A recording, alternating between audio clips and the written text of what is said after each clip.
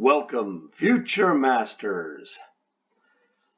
So I was playing this game, and this guy, good player, but somehow he forgot one of the most basic elements.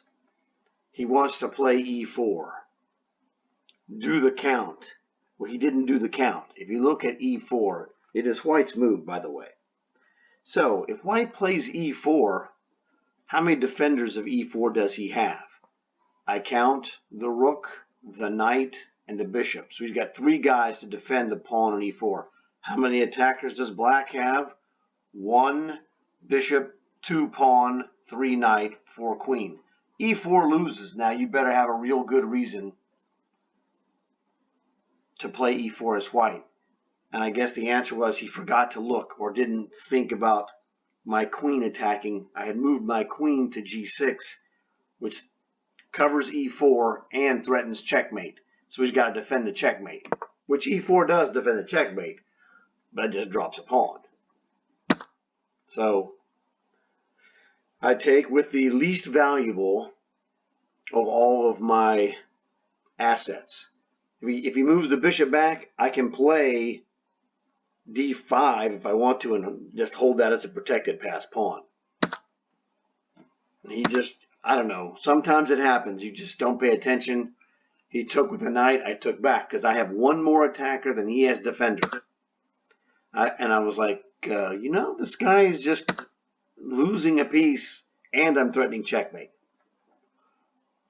Now I see some other stuff that's potentially good.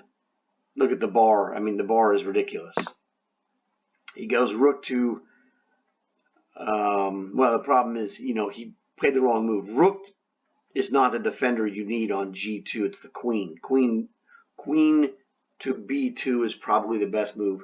You could play queen a2 as well. He was on b3 with his queen because he wanted to have this potential discovery against e6 or against my king. You cannot play rook to e2, bishop skewers. All right, that's no good. That's why I said either queen b2 to defend or queen a2 if you still want to keep this cheap shot threat alive, whatever. He plays that move. Can you see what I'm going to do to him when he does that move? Pause the video, give yourself 60 seconds, and see what happens. And we'll be back in 3, 2, 1. Okay, we're back. Kaboom. So I saw this, and it's bad news for the white pieces. He moves the rook. I take the rook. Like rook fe2. I'm just going to play rook takes e1. He couldn't even recapture because of checkmate. So he plays the only move that he saw as a potential g3. Man, do you see what I played here? I'm sure that you did. Again, if you need to pause the game for 60 seconds, we'll be back in 3, 2, 1, and we're back. Of course I sacrificed. I'm looking at a corner mating pattern plus another one I'll show you. Bishop takes pawn, obvious. I'm still skewering both rooks. I mean, at this point, what can you say? Queen takes check. Now this is a forced checkmate.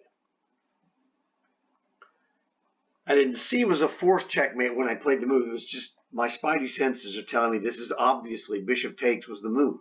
I'm a free piece ahead anyway. So now, worst case scenario, it's not a checkmate. I have 7 pawns. He's got 5. And they're split and terrible. So my 2-pawn advantage is bigger than a 2-pawn advantage. But as you could see by the bar that's disappeared, it's all black. Is that it's a forced checkmate. So he plays this move. King f1. Wow, that's the only move. Well, he could play rook g2, but that's a checkmate in 1, so I mean I'm not going to insult your intelligence. So now it's a forced checkmate.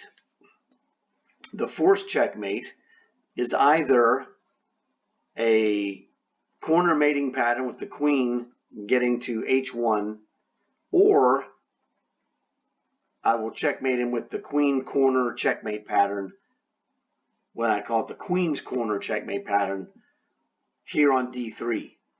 So what happens is we check this king. You got, this is the hesitation check. You get the hesitation to set up the real check. So now he has two moves. Well, again, three. He has rook to g2. That's a checkmate. He's got king to g1. That's a checkmate. He's got king to e2. Now this is the 3x3 square of the king, and we checkmate him on the corner with queen to d3 because the two rooks block the escape squares. So after queen to h3 check, it's a checkmate in one. It doesn't matter what he does. So it was just kind of hilarious, actually. I mean, that's why I don't show the name of this guy. He just made a mistake. But it's instructive that this was all just came from the snowball of not counting how many defenders you have of a piece or a pawn versus how many attackers the enemy has. So that's a real basic mistake on his part. So hopefully, go back. So the snowball was, pretty wild. Here on e4 is not good. So watch the bar. The bar dwindles to here is probably about, I'm going to say, you're like a pawn and change down. Because you have 8 pawns. So I'm a pawn up now. But it is a pass, it's going to be a protected passer, except that he gives me a piece for it. He could play c5, I could play d5. My position is not the greatest position in town, but it's clearly advantageous. I mean, it's not won, but it's winning pretty hardcore. That bishop on d8 is guarding that b6 pawn, so I don't have a problem there. So this just went downhill for him. He just didn't pay attention that he doesn't have enough guys. I have 4 attackers on e4. He's got 3 defenders. That's not enough. Bam, bam, bam, bam, bam. Now it's checkmate threat, and the bar just went to, oh man, you're destroyed. Queen to b2, and he's got to be -3 or 4 or 5 or whatever it is. I don't know. Don't have the bar during the game, obviously, because that would be, illegal. It's hard to imagine a move could look so decent and potentially playable and then just lose so quickly. Oh well, like I said, it was just a fun position, very instructive. Wanted to show you that, hey, sometimes even good players play bad moves, and this was one of them. So hopefully you enjoyed this one. Like the video, it'll help a lot. I'll see you guys later. Do do do.